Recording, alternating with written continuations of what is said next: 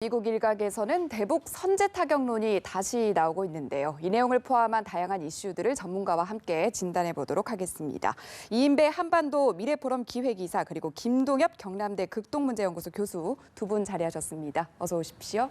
예, 안녕하십니까? 안녕하세요. 네, 앞서 기사에서도 전해드렸는데요. 미국 일각에서 지금 대북 선제 타격론이 나오고 있는데 이 선제 타격론이 뭔지 좀 간단히 정리 부탁드릴게요. 예, 먼저 개념적으로 말씀을 드리면 선제 타격과 선 공격, 타격이라는 개념이 보다 이제 공격이라는 단어를 쓰면 네. 선제 공격, 선 공격은 이제 분명히 이제 구분이 됩니다. 선 공격이라는 것은 정말 이유 없이 그냥 상대방을 먼저 공격하는 것이고요. 선제 타격, 선제 공격이라는 것은 적이 나를 공격할 명확한 증거가 있을 때 이러한 경우에 그것을 바로 즉각적으로 방어를 하거나 그거에 대해서 대응하지 않았을 때 우리 생존권에 또 우리가 큰 피해를 입는다는 것이 명확한 사실이다.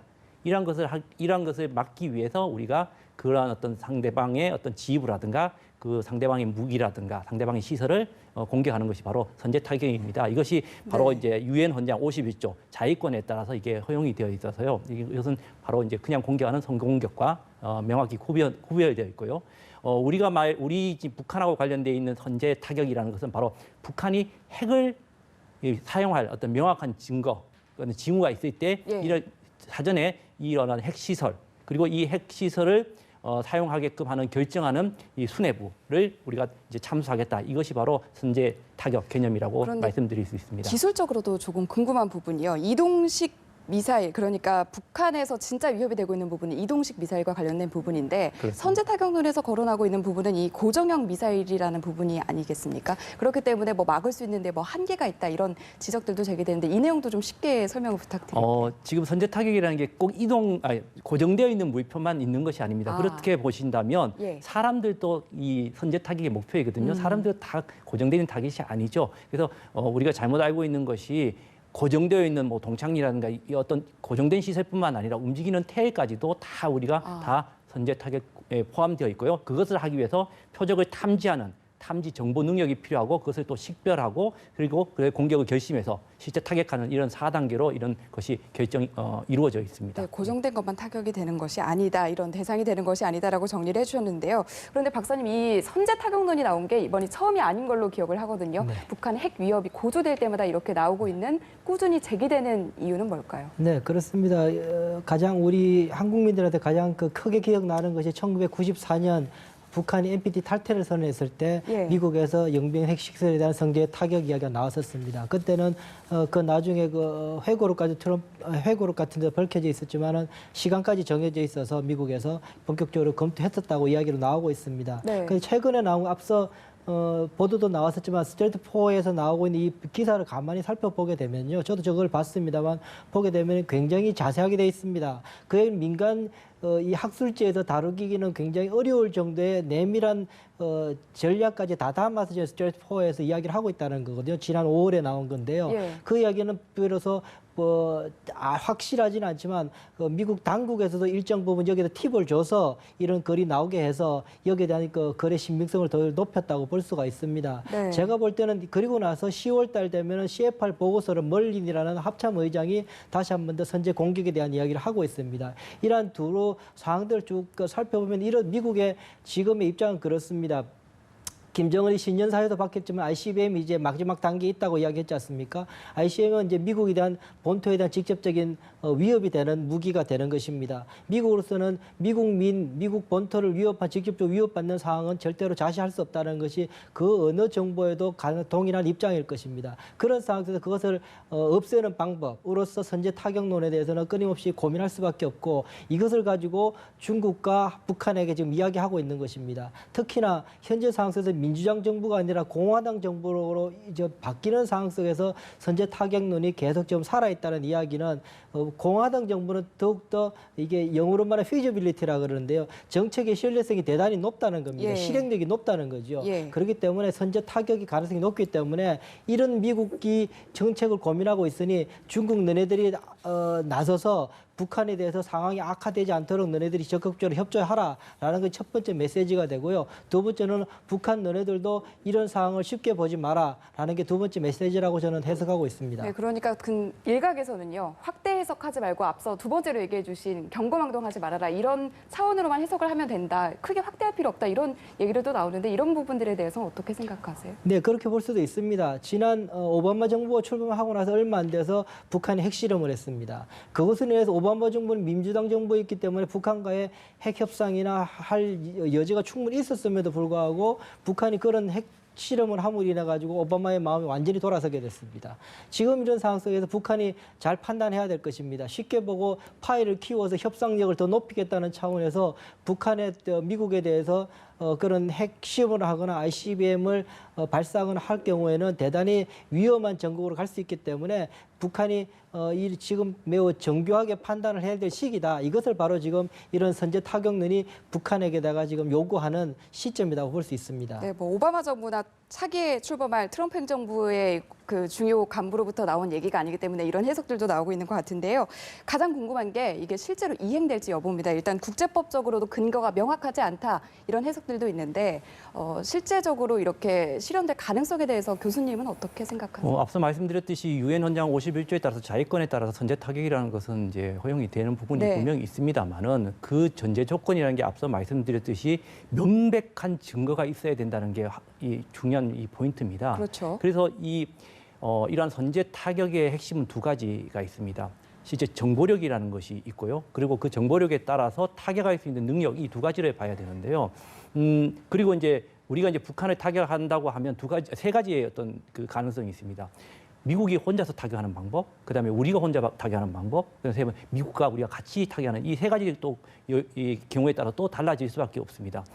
미국이 혼자서 타격한다면 앞서 말씀드렸듯이 정보력의 문제와 또 타격 수단의 문제가 두 가지 다 해결이 되는 문제이기 때문에 실제 네. 앞서 말씀을 또 하셨지만 실제 실현 가능성이 어떻게 보면 기술적인 측면에서는 가능성이 높을 수도 있습니다. 그러나 반대로 우리로 놓고 보면요. 정보적인 측면도 분명히 말씀드리면 명백한 증거, 북한이 핵을 사용할 수 있는 명백한 증거라고 이야기할 수 있느냐는 겁니다. 우리 스스로는 저는 그러한 어떤 정보력이 없다고 생각하거든요.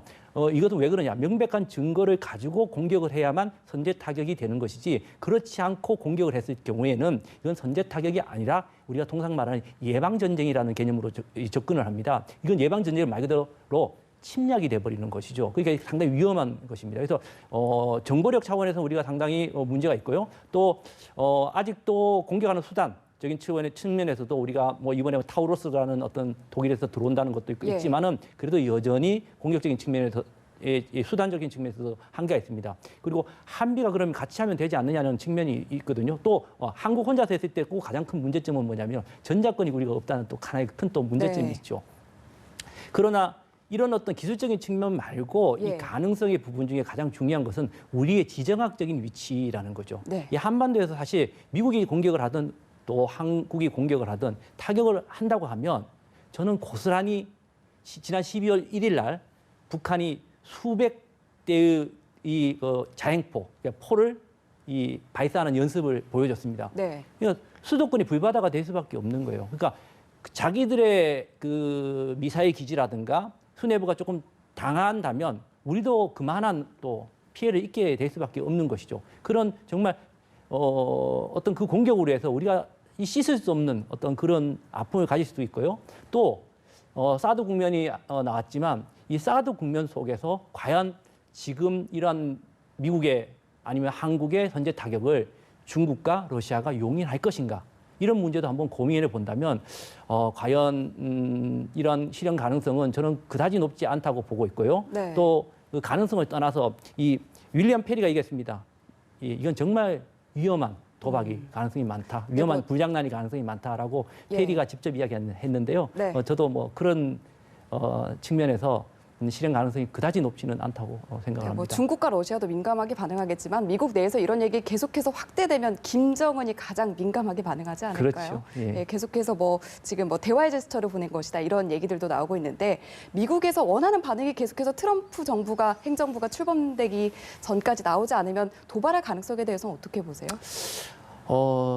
도발 가능성은 이제 도발을 어떤 수위에 예. 놓느냐에 따라서 달라집니다만 네. 저는 아직은 뭐 지난 이제 곧 있으면 1월 8일이 김정은 생일입니다. 아직 공식적으로 네. 북한에서는 이게 뭐 명절이라고 이야기하고 있지 않지만 저는 1월 8일 이 임박한 상황에서 도발이 급박하게 이루어질 것 같지는 않고요. 네. 예, 저는 2월부터 4월 사이에 어떤 정치적인 목적, 그러니까 미국의 정치적인 일정, 그다음에 한국 내의 정치적인 일정, 네. 그다음에 그 시간에 2월부터 3월 사이는 우리 한반도에서 한미 연합훈련의 어떤 것을 네. 가지고 도발의 명분, 예, 이런 것들을 가지고 그다음에 이제 2월부터 4월까지 북한 내부적으로 행사가 좀 있습니다. 네. 2월 달에 김정일의 이제 생일이 있고요. 예, 예. 그다음 4월 달에 김일성 생일과 또 조선인민군 또 창건 또 85주년 행사도 있습니다. 이런 어떤 네. 복합적인 한 네 가지를 이제 연결이 되면서 북한이 결국은 미국의 어떤 대북 정책의